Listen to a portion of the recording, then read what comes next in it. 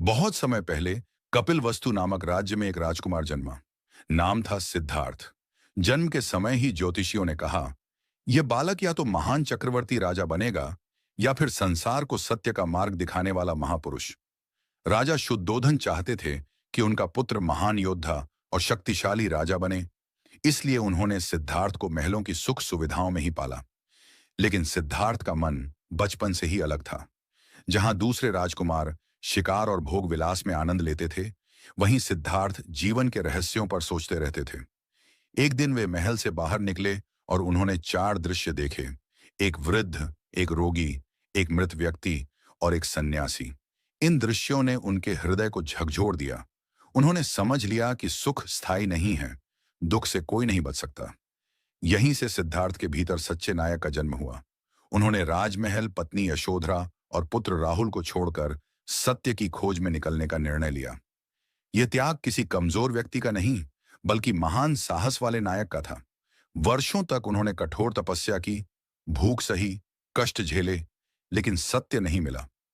एक दिन उन्होंने जाना कि न तो अत्यधिक भोग से मुक्ति मिलती है, न ही कठोर तपस्या से।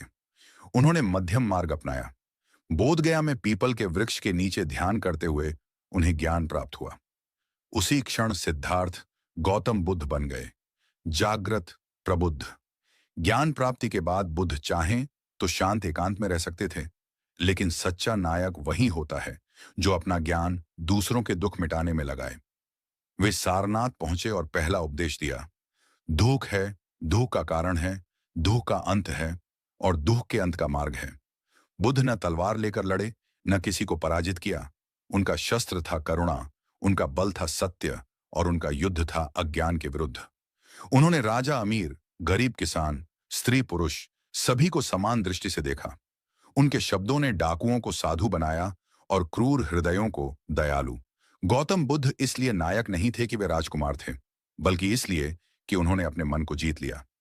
सच्चा नायक वही होता है जो दूसरों पर नहीं, स्वयं पर विजय प्राप्त करे। बुद्ध की कथा हमें सिखाती है कि करुणा, संयम और जागरूकता से ही संसार बदला जा सकता है। आज भी गौतम बुद्ध का जीवन हमें याद दिलाता है, नायक वह नहीं जो युद्ध जीते, नायक वह है जो मन को जीते।